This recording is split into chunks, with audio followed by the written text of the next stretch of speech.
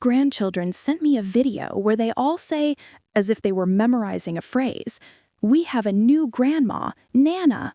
We don't need you anymore." 5 minutes later, my son Tyler texted that we should all take a break, and he blocked me. On the following Monday, June 2, I opened my mailbox and found a notice from the Maricopa County Recorder. A document affecting your property has been recorded. I stood in the driveway, the desert light bleaching the envelope, and I was certain the two shocks were connected. By nightfall, I knew my son hadn't just turned my grandchildren against me, he tried to steal my house. Quick pause, subscribe, hit like, and drop your city in the comments so I can say hi next time. I made coffee, set the cast iron skillet to soak, and sat at my laptop with the recorder's notice. The document number clicked through to a PDF, a warranty deed from me to R&R Desert Homes, LLC. The grantee address was a UPS store mailbox on Elliott Road. The seller's signature block had my name, Lorraine M. Barker, and a pen stroke that looked like it had been drawn from someone copying a signature from memory. It was notarized in Pinal County, not Maricopa, at 2:27 p.m. on May 29 with a notary named S. Mendez. The legal description matched my parcel, the rolling greenbelt lot behind it, the east setback line I'd argued with the HOA about in 2001. Every hair on my arms lifted. I wasn't in Pinal County at 2:27 on May 29. At 2:27, I was at the Superstition Springs Costco in the rotisserie chicken line behind a man with 5 pies and a very patient wife. My receipt said 31, and the cashier had drawn a smiley face on it because I told her I was bringing supper to the church quilping circle. I yanked the receipt from the tin and laid it beside the deed. If the deed was real, my house was not. If my house was not, where would I be? If I had nowhere to be, who was I? I called Tyler 12 times, straight to voicemail. I called my daughter-in-law from the old marriage, Avery and JJ's mom, Erin, and she sounded tired, bitter, but kind. She told the kids things. He said you were sick and didn't want them anymore. He said, "There's a lady, Renee. She wants to be called Grandma Nay. I shut that down when they're with me, but on his weeks..." Her voice cracked. "Rainey, I'm sorry. He's not the boy you raised. He's running with people who smile and take." I looked again at the deed. R&R Desert Homes. Renee. The letters clicked together like tiles. I clicked to the Arizona Corporation Commission and found the LLC. Registered agent R. Blakely. I knew that name from a listing sign I'd seen at the entrance to our subdivision, Desert Indigo Realty, sharp teal and white.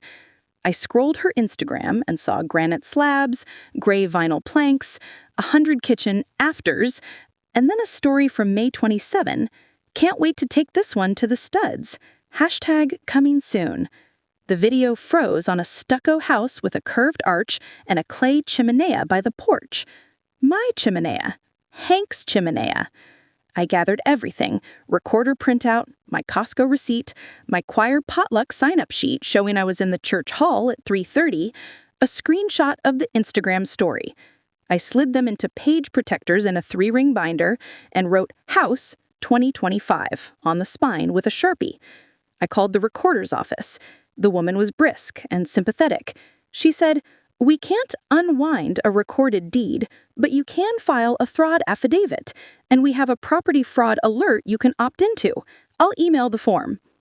I filled it out and then drove to my bank, Desert Sun Credit Union, the branch on Val Vista where the tellers know me by my almond croissant habit.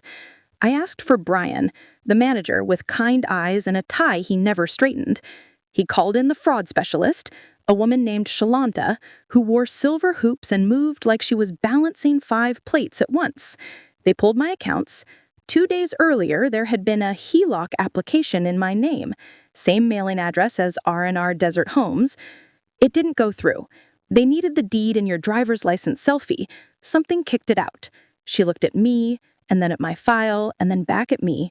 "Ms. Barker, I'm going to put a hard fraud alert on your profile. We'll notify all 3 bureaus. Is that okay?" Yes, please, do whatever you have to do. At 4:14 p.m., a text from an unknown number landed, like a pebble through a window. Stop making drama. We're taking care of the property so you can move to something age-appropriate. Don't call the police. It's a civil matter. I saved a number under Renee. Do not answer. The next morning, I emailed the Arizona Secretary of State's notary unit with the notary name and the deed, explaining that I had never appeared before anyone named S. Mendez.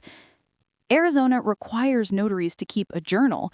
Hank used to joke that I liked officials who used black ink and straight edges, and I asked for a copy of the relevant journal entry. I also called Adult Protective Services and spoke to a woman named Marisol, who had a soothing Albuquerque lilt. I told her everything and tried not to cry. "We take this seriously," she said. "Financial exploitation is abuse. I'll start a case today. I'll call you back within 72 hours. At lunchtime, the HOA left a notice on my door. The outer envelope was cream. The letter inside smelled faintly of perfume. Friendly reminder, your trash container was visible from the street on 2 consecutive days, and there is a brown patch in the front yard that violates the color uniformity guidelines. It was signed by Board President M. Arledge and copied to Management, HOA Solutions of Arizona. I'd never received a notice for anything in 21 years, and now, the week a stranger tried to take my house, I was suddenly a nuisance?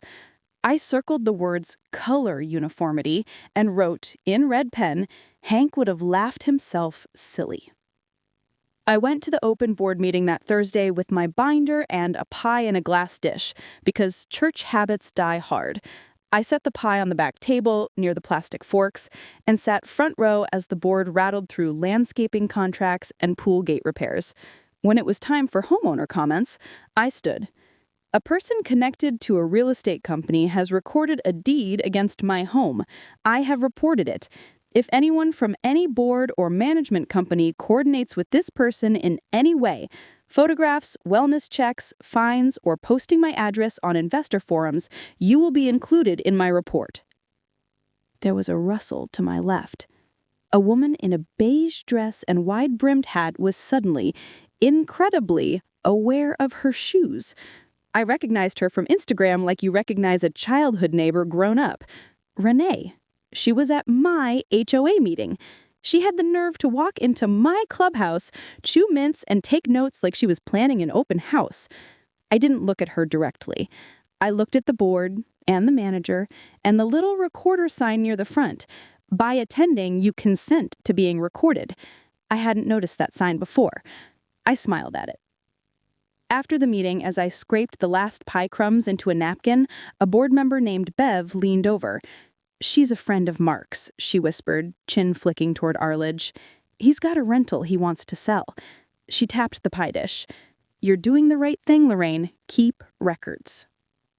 On Friday, my landline beeped with a message light. "Rainey, it's Pastor Jean," the voicemail began, voice clipped like she was in a hallway. "I ran into Tyler at Basha's. He was with a woman, and he told me you're moving to Sunflower Assisted. Is that true? Do you need help arranging the choir roster? Call me, dear." The woman had to be Renee. My son was telling the pastor I was moving, like the moving part was a foregone conclusion, like the house was already gone and the only thing left was the packing tape. That did something to me. The grief hardened into something bone-white and sharp. I drove to the Pinal County notarization address listed on the deed. It was a UPS store in Casa Grande. The clerk's name tag said Kaysen. He had the friendly, time-worn look of a person whose job is mostly to explain why someone can't mail a quart of paint. I showed him the deed, and I kept my voice low. "Did a notary named Mendez stamp documents here on May 29th around 2:27 p.m.? Did you see a woman who looks like me?" He looked at the document, then at me. "We have 2 notaries rotating. I can't tell you specifics without a request from the Secretary of State. But if this happened here, it would be logged, and we have cameras." The magic word, cameras. I breathed very carefully. The Secretary of State is already looking. Could you please, just as a person to a person, tell me if you recognize this buyer name? I pointed to RNR Desert Homes. His face twitched. He didn't nod, not exactly, but he didn't shake his head either. He said, "We see a lot of investors. They come in with stacks of things. Some folks bring people they say are moms and dads, and sometimes the moms and dads look tired." I laid my Costco receipt on the counter like a badge. I wasn't here. Someone brought a tired woman who wasn't me. At home, I typed until the light dimmed. A timeline with dates and times, a list of screenshots, a log of each phone call, a carbon copy letter to the HOA manager noting that any strangers inspecting my yard would be trespassing, a letter to the Department of Real Estate with the Desert Indigo Instagram printed and stapled. I put stamps on everything and took 3 pictures of the envelopes on the post office scale for my binder. Then I made scrambled eggs in my cast iron skillet because I couldn't make the cornbread again without crying. The first Saturday in June should have been a ball game with JJ. Instead, I sat on my porch with iced tea and watched a black SUV roll by twice, slow. The third time it stopped, and a tan woman with reflective sunglasses leaned out. "Lorraine," she called, as if we were friends. "It's Renee. I wanted to introduce myself. We're here to help. The heat is hard on seniors. There's a home in Sunflower that—" I stood. "Leave," I said. "Step off my property and stop telling my grandchildren they have a new grandmother." She started to protest, turning the sugar in her voice up like a dimmer. "This isn't personal." "It is," I said. "The day you picked up a pen and wrote my name on a deed, you made it personal." She drove off, tires whispering on the asphalt. 20 minutes later, I got a text from an unlisted number, a photograph of my front door with the caption, "So cute, can't wait to paint it blue." I saved it and put it in the binder under Evidence, Photos. The Secretary of State's office emailed me Tuesday. The subject line was a breath. Notary Journal Request Status. The body of the email said that they had reached out to the notary, who was required by statute to produce the journal entries for May 29th within 3 business days. My chest unclenched for the first time in a week. A journal entry would have a thumbprint, a signature, an ID number. If those things weren't mine, the deed would be a paper trail to a lie. Wednesday morning, the HOA truck idled in front of my house with a yellow warning beacon. The officer, clipboard, polo with the logo, took pictures of the edge of my driveway, of the HOA-approved agave that had patiently grown for 8 years. He left a second notice. My brown spot hadn't recovered. The letter suggested approved vendors for Xeriscape and listed one at the top, Desert Indigo Renovations. I laughed so loud it scared a dove from the saguaro. I emailed the board with my notice attached. If any approved vendor shares owners with Desert Indigo Realty or R&R Desert Homes, please remove them pending my report to the Attorney General's Consumer Protection Division. Bev replied in 8 minutes. "Checking, Lorraine." An hour later, "That vendor is a recent ad by Mark. We're suspending pending review." My binder got a new tab, HOA Vendor. That afternoon, I received a voicemail from a stager. "Hi, this is Jess with Sonoran Staging, calling to confirm we'll be at 2 p.m. to measure your place on June 10 for the Blakely project. Gate code?" My breathing went cold and slow. She thought she was calling the person who had the right to schedule another woman's house like it was a haircut. I called her back. I kept my voice calm. "Jess, thank you for calling. I'm the homeowner at that address. I am not listing my home. If anyone shows up to measure, I will call the police and the Department of Real Estate to report attempted fraud. This is not a joke." There was a long pause. "Oh, okay. I'm sorry. Let me check with Renee." 10 minutes later, my phone lit up with a text from Renee. "You're embarrassing yourself. This is going to happen. Stay till the end. I'll show the truth." On June 9th, 2 things happened. The first was a notice to vacate, tacked illegally, to my front door by someone who didn't ring the bell. It gave me 5 days to leave, citing an owner move-in and change in title. The second was a voicemail that began with a giggle. Hey, Nay, the kids are pumped to see the new house. I told them you're going to put in a slide by the pool. In the background, I heard my grandson's voice. Is it true we don't have to see Nana when we move? And a woman, Renee, replied, Sweetie, you don't have to do anything that makes you sad. You can choose your family. I took my binder and the notice to the sheriff's office. The deputy at the front, a woman with a braid under her cap, tapped the paper with one finger.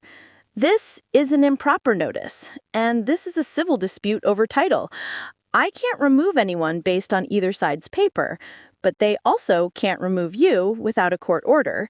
If anyone tries, call 911. We'll stand by. I went home through a heat shimmer. On my porch, the air smelled like hot metal and coleus. Inside, the house felt unfamiliar, like a hotel room when you wake in the dark and forget where the bathroom is. I sat at the kitchen table and wrote my grandchildren a letter. I told them I loved them to the moon and back twice. And then I told them 3 stories, short ones, the kind you can tuck in a pocket. The time JJ poured an entire bottle of maple syrup on his bacon and told me, It's okay, Nana, I like sweet, sweet. The night Avery fell asleep under my quilting frame and woke with thread in her hair and asked if the quilt had grown roots. The morning both of them fed Hank's old chimenea 2 stale tortillas like it was a pet. I copied the stories in my neat school secretary cursive. I folded the letter with the carefulness of a person folding a flag. Marisol from APS called on June 11. I visited Tyler, she said.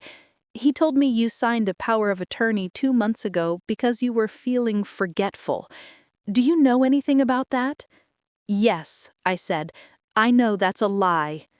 I figured, she said. I asked him for a copy. He sent a photo. I'm emailing it. The email arrived a minute later. The document was a general durable power of attorney with my name spelled correctly, my address correct, the box checked that said real property transactions. The signature looked more like mine than the deed did. Whoever had made this had practiced. It was notarized by the same S. Mendez. The witness signature lines were filled by R. Blakely and M. Arledge. My HOA president had witnessed a power of attorney purporting to give my son control over my house.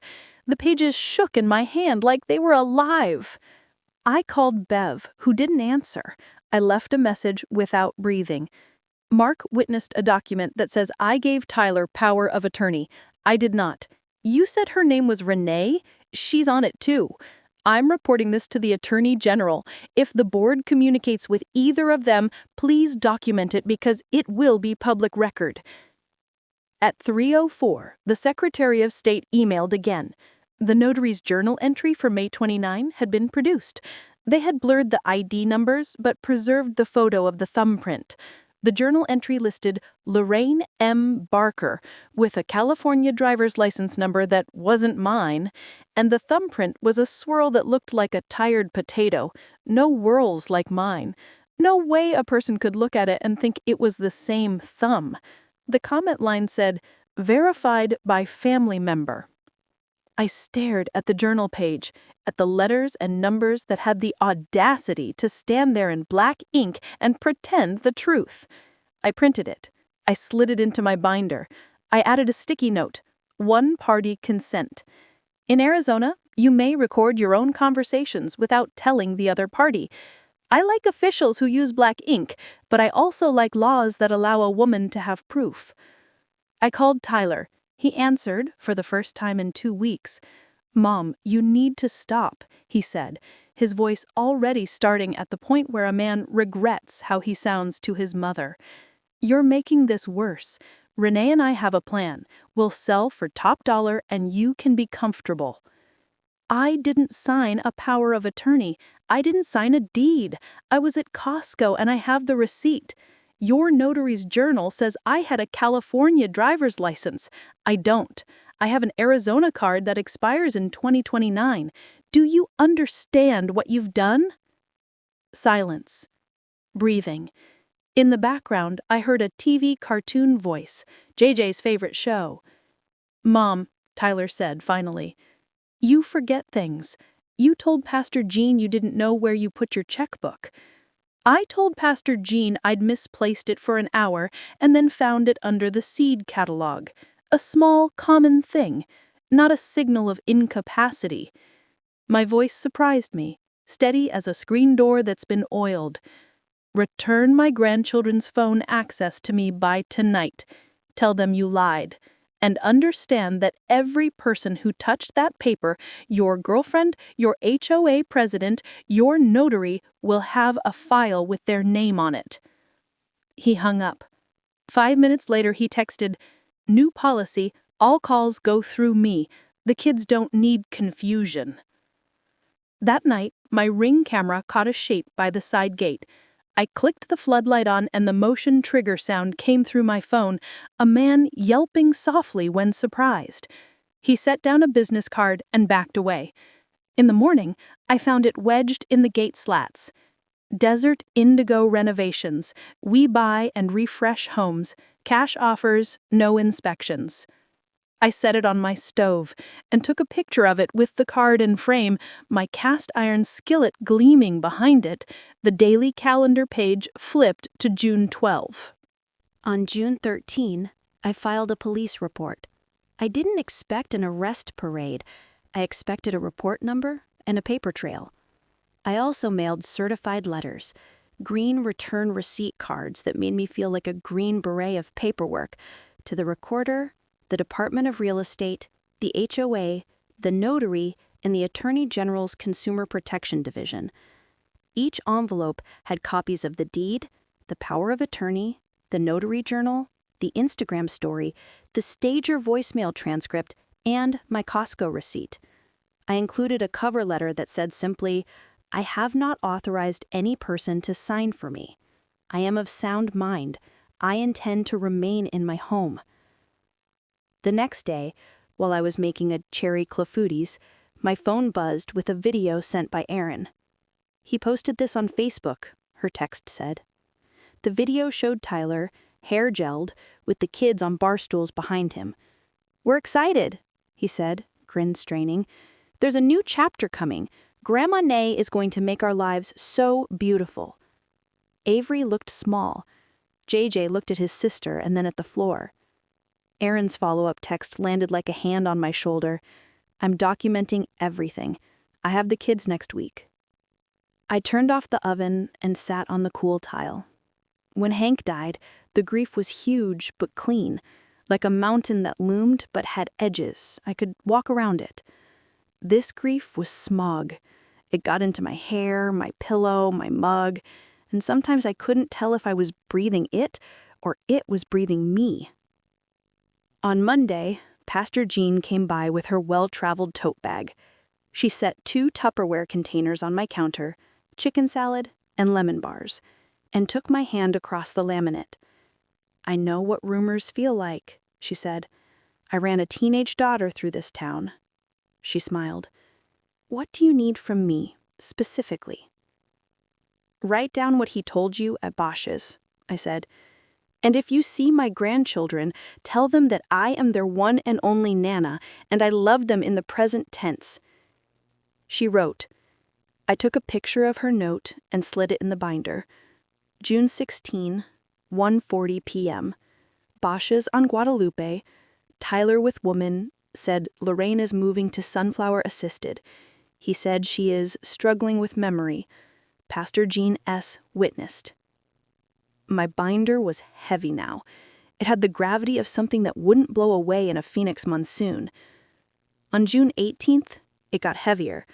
The Department of Real Estate emailed, "Complaint received, preliminary investigation opened." The Attorney General's office emailed, "We have forwarded your complaint to the Elder Affairs Task Force." And the Recorder's office confirmed that a fraudulent deed affidavit had been added to my parcel record. It didn't remove the deed, but it stapled my voice to it in permanent ink. That evening, Bev knocked on my door, jaw tight. She said, "Mark's out," she said without preamble. He resigned at a special meeting after I told him I had your voicemail saved and your packet. He said he didn't know what he was signing. I told him it's not a good look to sign things you don't read. Thank you, I said, truly. She shrugged. I've got a son too, she said.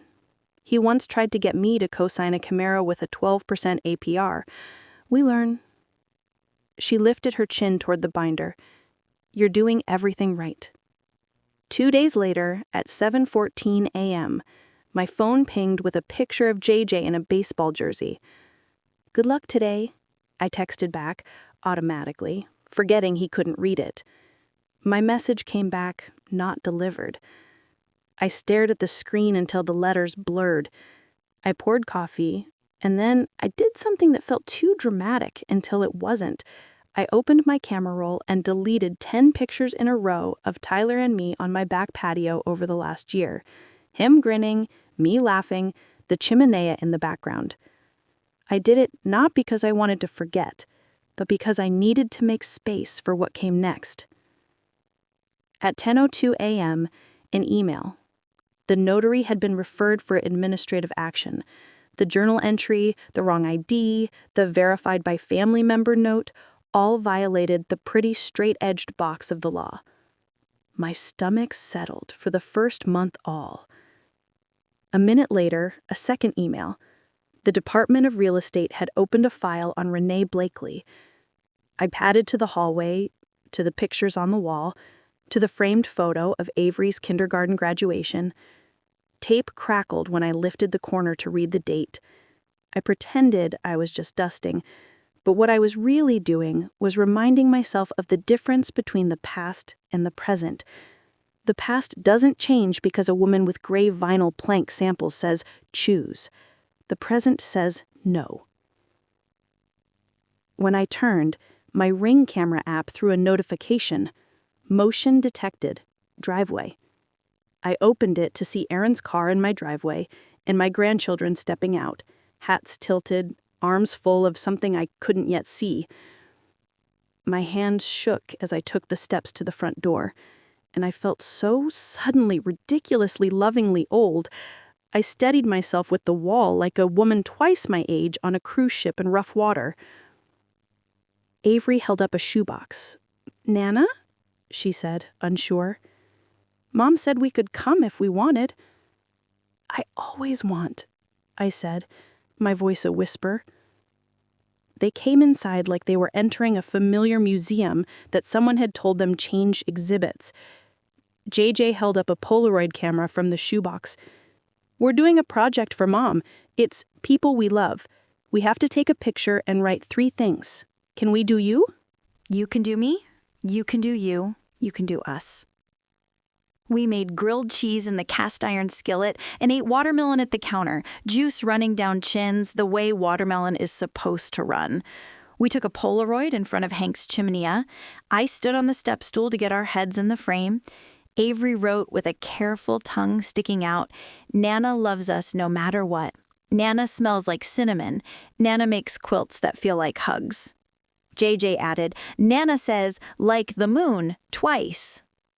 I bit my lip to keep the tears in their lanes. They left after an hour.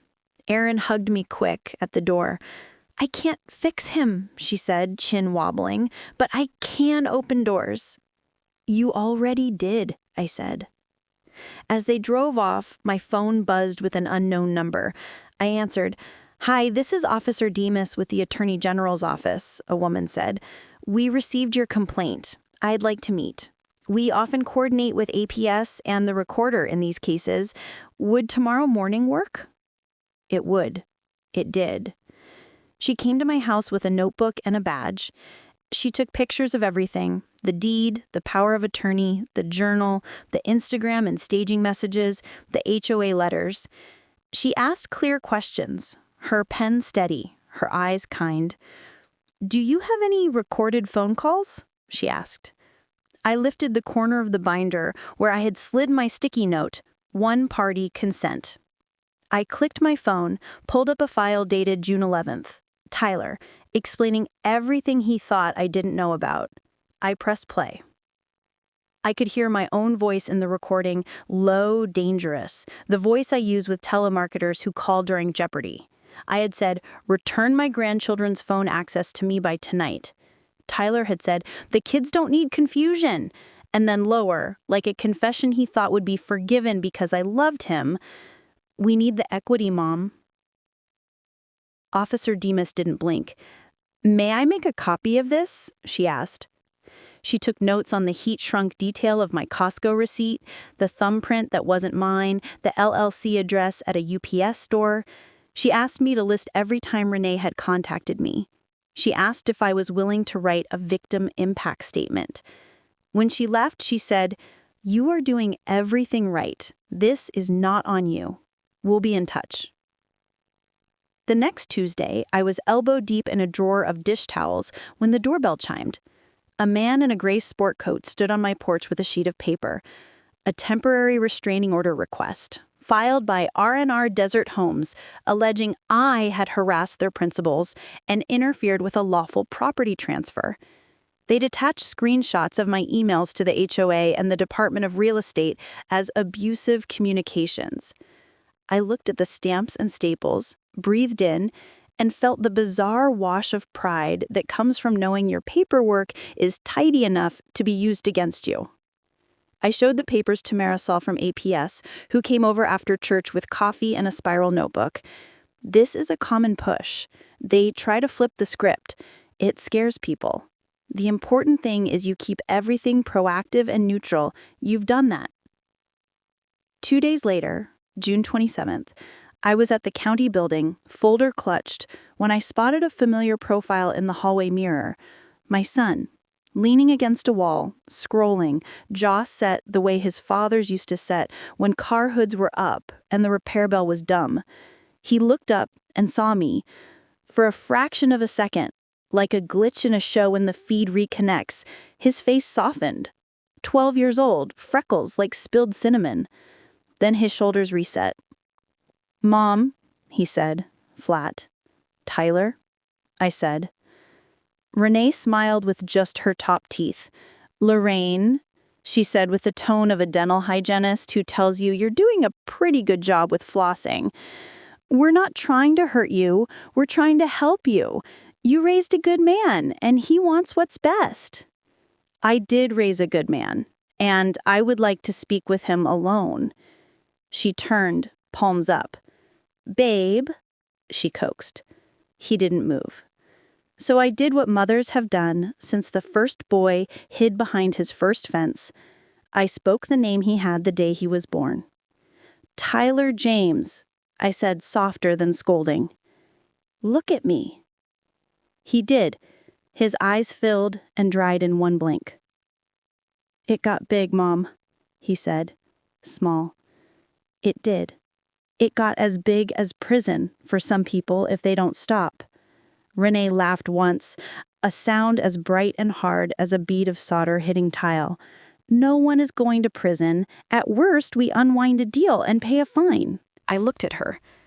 "At worst, we lose our grandchildren for a decade," I said, "because they will be told 100 times that their real grandmother was crazy, then cruel, then dead. That's the real crime scene here. And even if there aren't handcuffs, there's the part where you are a 40-year-old woman who looked at a 66-year-old woman and decided to replace her." The clerk called a case number. We sat. In the hearing room, the judge listened to both sides and then spoke like he had put on his robe as a shield against the heat. "This is not the venue to decide title," he said. "The restraining order request is denied. The parties are cautioned to refrain from contact except through counsel. Ms. Barker, you may continue to reside in your residence absent a court order to the contrary." His gavel was more metaphor than sound, but it was enough. Outside, Renee hissed through a smile, "You're making a mistake." I held my binder to my chest. "It's my house," I said. "I'll make my mistakes in it." Keep watching. There will be justice. In early July, 2 letters arrived like bookends. The first, from the Secretary of State, informed me that Notary S. Mendez's commission had been suspended pending a hearing for failure to properly identify a signer, and failure to maintain proper journal entries. The second from the Department of Real Estate informed me that an investigator had substantiated preliminary concerns about Ms. Blakely's conduct and had referred the matter to the enforcement team. I put both letters in page protectors, then did something new. I took a photo and sent it to Erin. She replied, "This helps. The kids need to see that grown-ups fix messes the right way." On July 7th, my phone chimed with a message from a number I had saved and never used. It said, "Can we meet at the park? Without her?" My heart thudded a panicked bass, but I texted back one word, "Yes." I drove to Nichols Park, under cottonwoods that dropped sticky strands like forgotten garland. I wore my church sandals and a straw hat Hank bought me in Tombstone, the one he said I looked like a newswoman on vacation. Tyler sat on a picnic bench, elbows on knees. He looked thinner. He looked younger the way people look younger when they haven't slept. "I messed up," he said without prelude. "She said this is how people do it. She said she always has a document. She said no one gets hurt if the house is empty anyway." "The house isn't empty," I said. "It's full of you." He nodded, swallowing. "She told me you changed your will, that she saw it, that you were cutting me out." His laugh was short and wet. "I don't even know if that's true. I panicked. I wanted to not be the poor kid again." I looked at his hands, the same hands that used to bring me dandelion bouquets, the same hands that had smudged the edges of my life so easily. "I changed my will after your father died. I added you as co-beneficiaries of my life insurance and split the house equally between you and the grandkids in a trust if I predeceased you. It's in the 10 with the receipts. It always has been." We sat in the heat until the metal bench burned through our patience. "What do I do?" he asked, small again. I said, "You call Officer Demas, you tell her everything, then you call your kids and you tell them you lied about me, that you were wrong, and that I love them, and you stop giving Renee my address, my business, and my name. And you tell your pastor what you told her in the grocery store was a lie." He pressed his hands to his eyes. "I'm so sorry, Mom." "I'm sorry too. And I meant it, but not the way he did. I was sorry for the kid who never outgrew his hunger for approval, sorry for the woman he had become I couldn't undo with a bandage and an orange slice." 2 days later, Officer Demas called. She said, "We've interviewed Mr. Barker. He has been cooperative. We have also interviewed Ms. Blakely. She has retained counsel." There was a pause. "Ms. Barker, I need to prepare you for the possibility that we will refer this to the county attorney. There may be charges. Are you comfortable being a witness?" "Yes," I said. I wanted to be a witness the day my grandson used the words, "new grandma." The middle of July sweltered. I kept the thermostat at 78 and a bowl of grapes in the fridge for whoever came in sweating. Me, Pastor Jean, Bev, Aaron, even Marisol once, cheeks bright.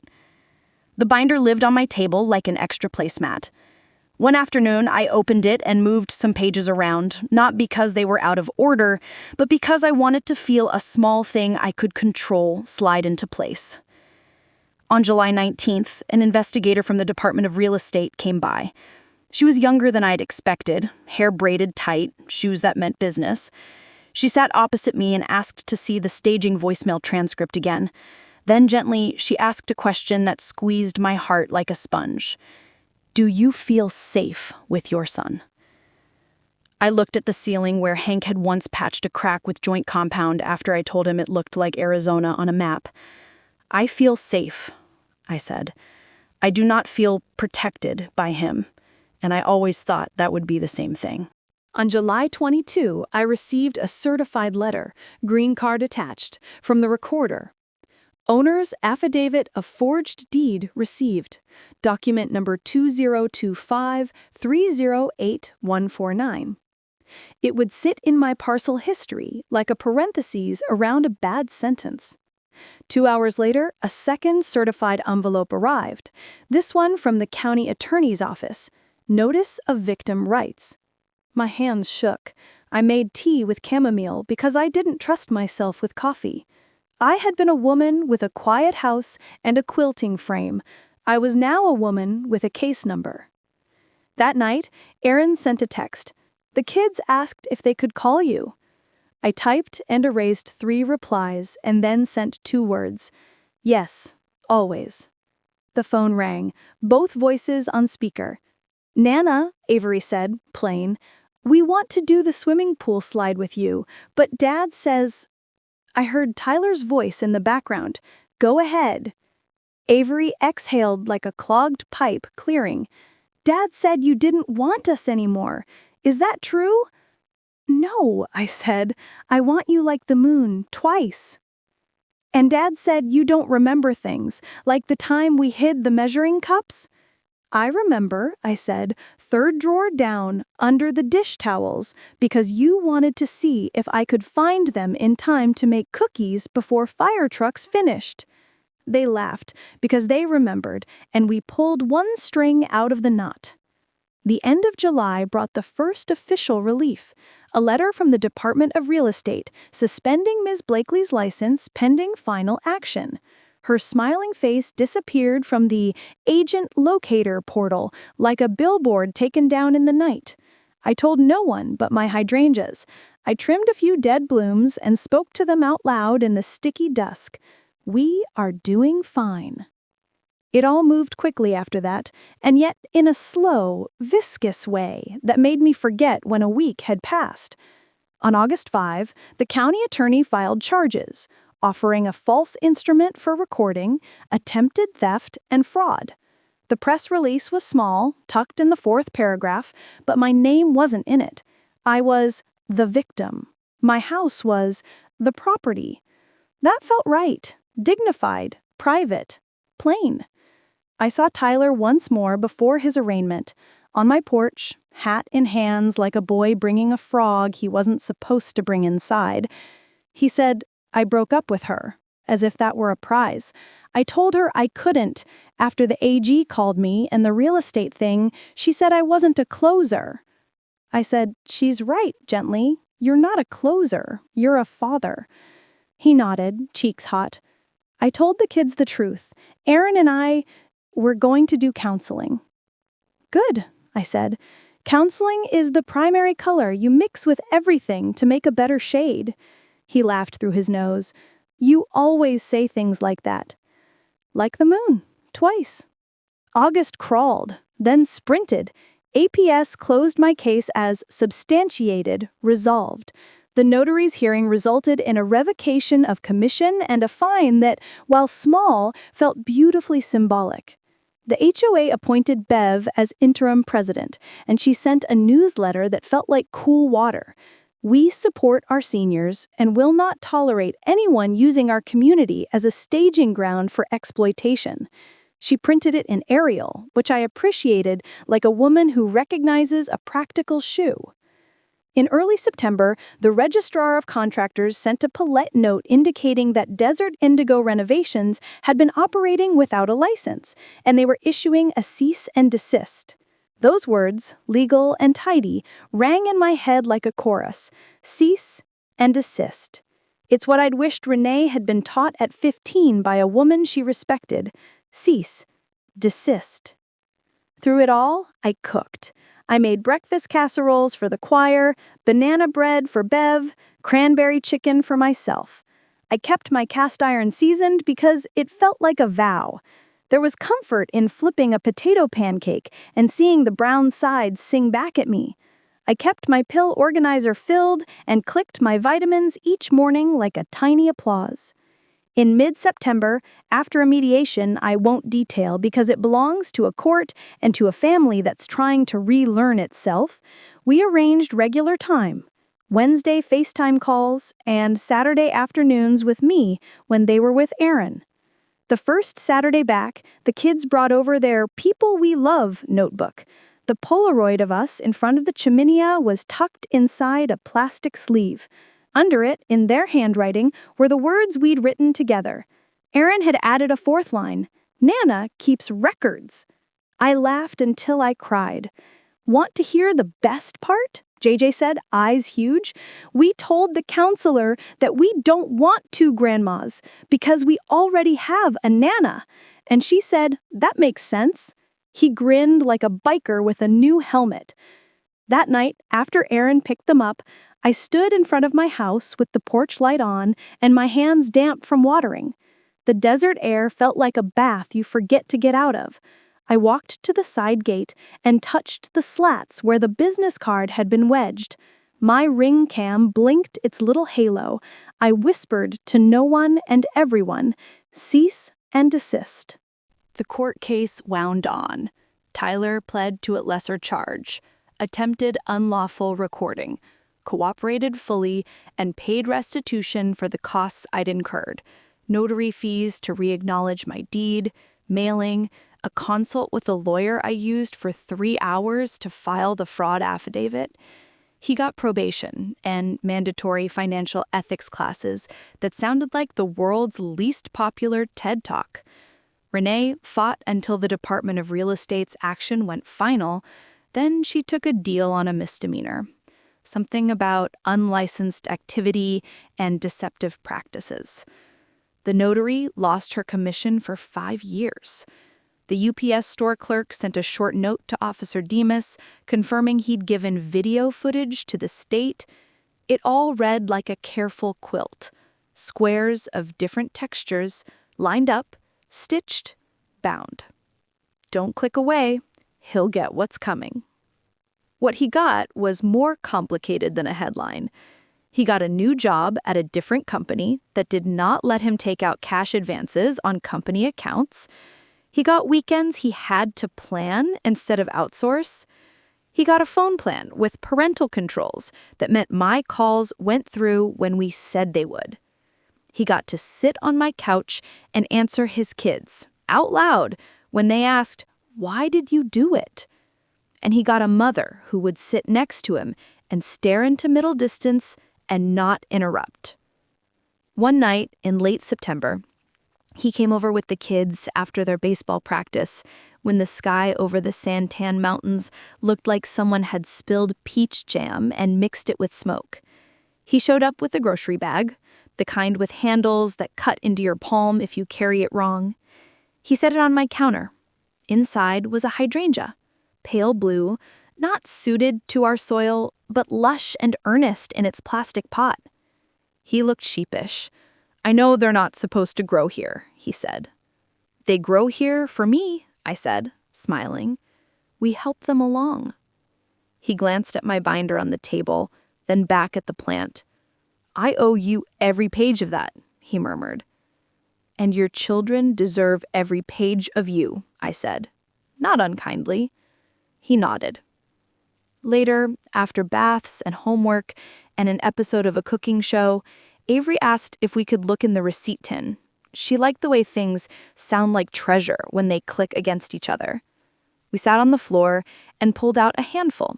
The new gutters, the time Hank bought 12 bags of mulch and regretted it by bag 6, the popcorn popper that still pops like a drumline. At the bottom was an envelope I hadn't touched in a year. My life insurance beneficiary change from years ago, my will summary, the trust abstract. I showed it to Tyler and the kids. This is how you tell the truth ahead of time. You write it down before you need it. The last week of September, Bev invited me to the HOA Fall Cleanup Day. I put on a sun hat and old jeans and joined a dozen neighbors pulling weeds and chatting about heat pump rebates and the coyote someone saw by the wash. We had donuts. At the end, Bev stood on the back of her pickup and made announcements. "We're instituting a new policy," she said, holding a paper that fluttered in the breeze. "Any vendor with any ownership overlap with a member of the real estate industry must disclose and be approved in an open meeting. And we are starting a senior safety committee. Lorraine will chair." My mouth fell open. People clapped in that neighborly, half-awkward, wholly sincere way that makes the air feel heavier with kindness. "I didn't agree to chair," I told Bev after, half laughing, half panicked. She said, "You didn't agree not to." You kept the wolves from our porches, Lorraine. Sometimes the people who serve are the people who've been nearly served.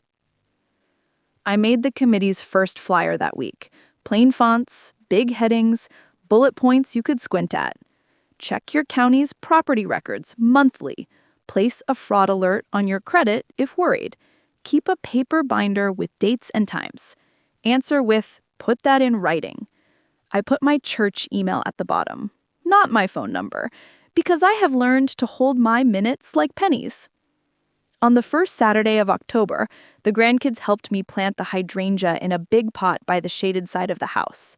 We mixed soil with compost and coffee grounds. JJ dug like a terrier. Avery patted like a baker. When we finished, the plant nestled like a secret. We stood back, hands on hips, the ceremonial stance of all people who finish a task. "Do you think it will live?" JJ asked. "I know it will. We'll help it along." Tyler came after lunch. He sat on the porch step, shoulders low. He looked older again, but in the good way this time, the way men look when they choose to be heavy in the places that matter. He watched the kids chase each other around my slow-growing ocotillo. He cleared his throat.